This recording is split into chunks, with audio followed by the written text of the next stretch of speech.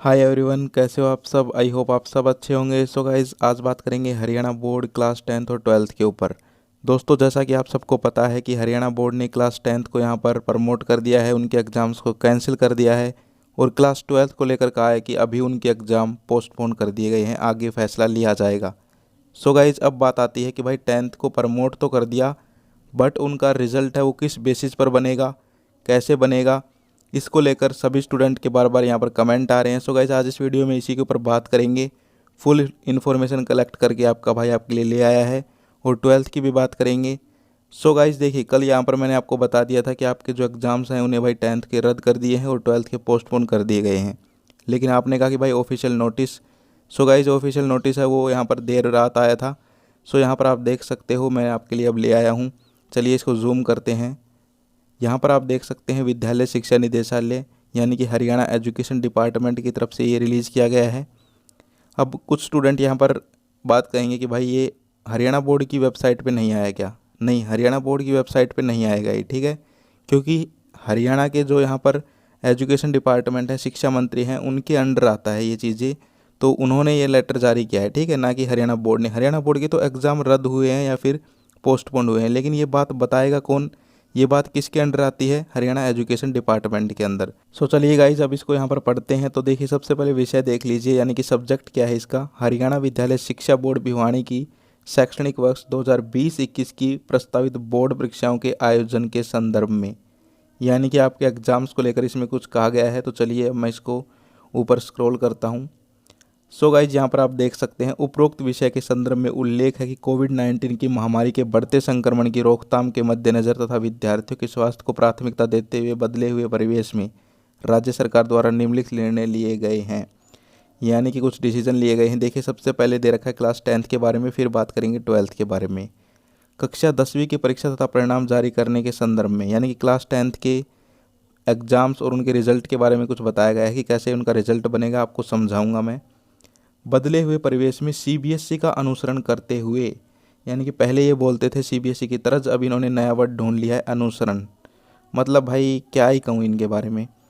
10वीं की बोर्ड परीक्षा को निरस्त किया गया है। निरस्त, वाह क्या वर्ड यूज़ किया है, मतलब कोई युद्ध लड़के आ रहे हो जैसे 10वीं वाले। तथा सीबीएसई की भांति मापदंडों को अपनाते हुए, गाइज सबसे इम्पोर्टेंट लाइन देख लीजिए, सीबीएसई की भांति मापदंडों को अपनाते हुए परीक्षा परिणाम तैयार करके विद्यार्थियों को अंक देते हुए वार्षिक परीक्षा परिणाम घोषित किया जाएगा। यानी कि आपका सबसे बड़ा डाउट कि भाई अब हमें कैसे नंबर मिलेंगे, तो यहाँ पर देखिए सीबीएसई को ये फॉलो करेंगे और फिर आपको यहाँ पर पास किया जाएगा या फेल किया जाएगा, जो भी होगा। सो गाइज, अब यहाँ पर सीबीएसई का वो देख लेते हैं क्राइटेरिया कि वो कैसे क्या करेगी। सो यहाँ पर मेरे पास सीबीएसई का ऑफिशियल नोटिस है। चलिए इसको भी जूम कर लेते हैं और क्लास 10th वाला पॉइंट पढ़ते हैं। सेकंड पॉइंट में देखो, the board exams for class 10th to be held from 4 May to June 7 2021 are hereby cancel. The result of class X board will be prepared on the basis of objective criteria. सबसे important word जिसके ऊपर आपका result टिका है वो है objective criteria, जो कि डेवलप किया जाएगा बोर्ड के द्वारा।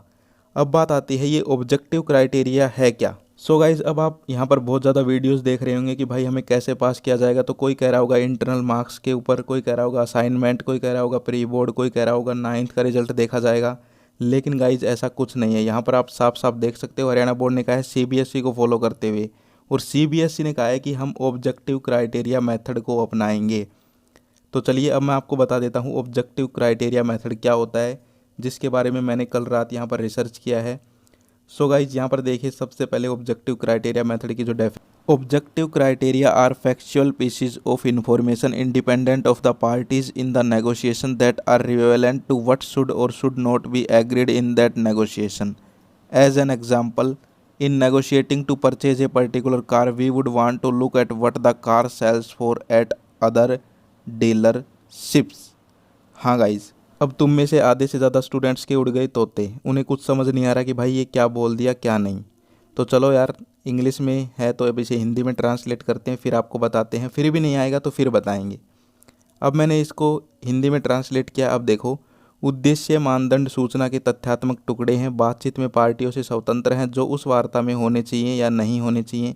इसके लिए प्रासंगिक है एक उदाहरण के रूप में किसी विशेष कार को खरीदने के लिए बातचीत में हम यह देखना चाहेंगे कि वह कार अन्य डीलरशिप पर क्या बेचती है। अब भी समझ में नहीं आया? चलो यार, मुझे पता था समझ में नहीं आएगा, मेरे भी नहीं आया। फिर मैंने इसके ऊपर और ज़्यादा यहाँ पर स्टडी की, और ज़्यादा वीडियोस देखी, तो इसके ऊपर अब मैं आपको जो दिखाने वाला हूँ उससे आपको मैं समझाऊंगा और उससे आपको समझ में भी आ जाएगा। इसका हिंदी वर्ड होता है, वो होता है निष्पादन मूल्यांकन। ठीक है, निष्पादन मूल्यांकन कर्मचारी मूल्यांकन के रूप में भी ज्ञात है। एक ऐसी विधि है, यानी कि एक ऐसी प्रोसेस है जिसके द्वारा किसी कर्मचारी, अब यहाँ पर कर्मचारी की जगह तुम क्या लगाओगे, एक स्टूडेंट के कार्य निष्पादन को मूल्यांकित किया जाता है। निष्पादन मूल्यांकन जीवनवर्ती विकास का ही एक हिस्सा है। यानी कि यार अब तुम ये सब छोड़ो, ये तो मैंने भाई तुम्हें एक तरह से दिखा दिया कि नॉलेज हमें होनी चाहिए, कल को कोई हमें पूछ ले। तो अब मैं आपको बता देता हूँ सिंपल वर्ड्स में। गाइज, जैसे पहले क्या था कि भाई आपकी एग्ज़ाम्स होते थे, फिर आपको पास फेल किया जाता था, लेकिन अब की बार एग्ज़ाम तो हो नहीं रही, तो अब की बार आपको यहाँ पर निष्पादन मूल्यांकन से ही पास किया जाएगा। इसका मतलब ये है कि स्टूडेंट के यहाँ पर सारे जो कार्य हैं जो उसने उस क्लास के रिगार्डिंग किए हैं उन सबको देखा जाएगा। यानी कि आपकी कैसी अटेंडेंस है, इंटरनल में आपके कैसे मार्क्स हैं उन्हें देखा जाएगा। इंटरनल असेसमेंट जैसे 20 नंबर का होता है, आपने सेट एग्ज़ाम दिए हैं, टेस्ट वगैरह दिए हैं, उनका क्या आपका स्कोर है, प्री बोर्ड दिए हैं उनका क्या स्कोर है, आपका यहाँ पर बिहेवियर कैसा है, सबसे मेन इम्पोर्टेंट। इन सब बातों को आपके टीचर्स देखेंगे, उनके बाद आपको नंबर दिए जाएंगे। वो नंबर आपके टीचर, आपका स्कूल बोर्ड के पास भेजेगा, बोर्ड उनको यहाँ पर कलेक्ट करके आपका रिज़ल्ट है वो डिक्लेयर करेगा। सबसे मेन बात ये है। और इसके ऊपर इससे भी अच्छी और स्टडी करके एक वीडियो और आएगी, ठीक है, ऑब्जेक्टिव क्राइटेरिया के ऊपर, क्योंकि अभी सीबीएसई ने कहा है कि हम इसके ऊपर एक यहाँ पर नोटिस जारी करेंगे, यानी कि क्या होगा ऑब्जेक्टिव क्राइटेरिया में। अभी तक तो उन्होंने बस ये कुछ बातें ही बताई हैं, लेकिन फुल डिटेल्ड यहाँ पर एक नोटिस जारी करेगी सीबीएसई, और हरियाणा बोर्ड ने कहा है कि हम सीबीएसई को फॉलो करेंगे। तो जैसे ही सीबीएसई वो यहाँ पर जारी करेगी, मैं आपके लिए एक वीडियो और लेके आऊँगा। लेकिन जब तक आप ये समझ लीजिए कि आपके टेस्ट वगैरह, आपकी अटेंडेंस, बिहेवियर सबको चेक करके आपको यहाँ पर नंबर दिए जाएंगे। ठीक है, तो अब आप देख लो भाई, आपने टेस्ट वगैरह दिए थे या नहीं दिए, कैसे आपका वहाँ पर स्कोर था, उस हिसाब से ही आपको यहाँ पर 10th में नंबर मिलेंगे। ठीक है, अब बात कर लेते हैं क्लास 12th वालों की। सो गाइज, यहाँ पर आप देखिए 12th के बारे में सेकंड पॉइंट, कक्षा 12वीं की परीक्षा के संदर्भ में 22 अप्रैल से प्रस्तावित परीक्षा को बदले हुए परिवेश में स्थगित किया जाता है। यानी कि आपके एग्ज़ाम्स को पोस्टपोन कर दिया गया था 1 जून 2021 को, यानी कि 31 मई तक आपकी कोई परीक्षा नहीं होगी। 1 जून को अब फैसला लिया जाएगा कि स्थिति का अवलोकन करते हुए परीक्षा का आयोजन करवाने का निर्णय लिया जाएगा।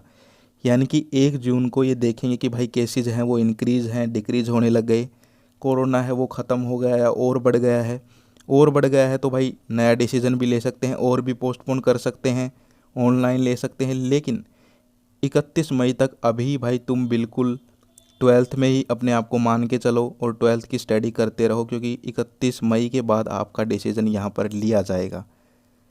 विद्यार्थियों को कम से कम 15 दिन का नोटिस देते हुए डेट शीट जारी की जाएगी। यानी कि अब आपकी जो नई डेट शीट आएगी, यानी कि अगर मैं आपको बताऊं कि अब आपके एग्ज़ाम है वो कब होंगे, ठीक है, अगर सिचुएशन सही रही तो आपके एग्ज़ाम 1 जून को तो आपको बताया जाएगा कि भाई अब हम आपके एग्ज़ाम लेंगे।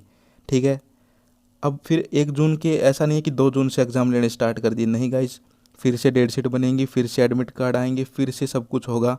क्या पता फिर से आपके जो ये क्वेश्चन पेपर हैं वो छपवाए जाएँ।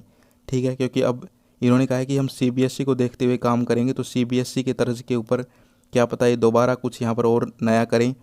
तो उसी को देखते हुए गाइज, कम से कम आप ये मान के चलिए कि अगर 1 जून को इन्होंने कहा कि हम एग्ज़ाम लेंगे, तो फिर आपके जो एग्ज़ाम हैं वो 10-15 दिन प्रिपरेशन करने में लग जाएंगे। बोर्ड को और टीचर्स को एग्ज़ाम सेंटर दोबारा बनाए जाएंगे, यानी कि सब कुछ अब दोबारा किया जाएगा 1 जून से। ठीक है, तो आपके एग्ज़ाम हो 15 जून के आसपास जाके स्टार्ट होंगे।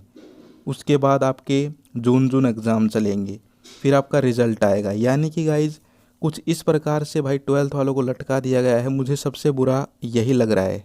मेरा भाई खुद 12th में है, वो सीबीएसई में है, उनके भी ऐसा ही है, उनके भी जो एग्ज़ाम है वो 1 जून से ही होंगे, यानी कि फ़ैसला आएगा। सो गाइज सबसे बुरी बात यही है कि भाई अगर बीच में सिचुएशन ठीक हो जाए तो इनके एग्ज़ाम ले लिए जाएँ तो अच्छा है। मैं तो सरकार से यही कहूँगा कि भाई देखो 30 अप्रैल तक सिचुएशन ठीक हो जाए तो मई में क्यों नहीं ले सकते। इन्होंने इतना लंबा क्यों खींच दिया कि 1 जून, और फिर जून में भी भाई एग्ज़ाम कब होंगे, कब रिजल्ट आएगा, यानी यार सबसे गर्क बेड़ा कर दिया इन्होंने 12th वालों का। सो गाइज़ आपको यहाँ पर अपनी प्रिपरेशन है उनको जारी रखना है, बस ज़्यादा लंबी वीडियो हो जाएगी वरना ज़्यादा बात करेंगे तो। और यहाँ पर क्या पता हरियाणा बोर्ड फिर से 12th के ऊपर कोई और गाइडलाइंस जारी कर सकता है, ऐसी भी अपडेट है। सो गाइज़ बस आपके लिए बस इतना ही है कि भाई आप पढ़ते रहो, जून में आपके एग्ज़ाम हो सकते हैं अगर सिचुएशन ठीक हुई तो, वरना जून में भी ये नहीं है, इन्होंने ये नहीं कहा कि हम एग्ज़ाम ही लेंगे, उन्होंने कहा फैसला सुनाएंगे। तो अगर जून तक सिचुएशन ठीक होती है तो आपके एग्ज़ाम ले लिए जाएंगे। सो गाइज़ आज की वीडियो में बस इतना ही, फिर मिलते हैं नेक्स्ट वीडियो में। अगर आपका कोई डाउट है तो आप हमें कमेंट कर सकते हैं। जय हिंद, जय भारत।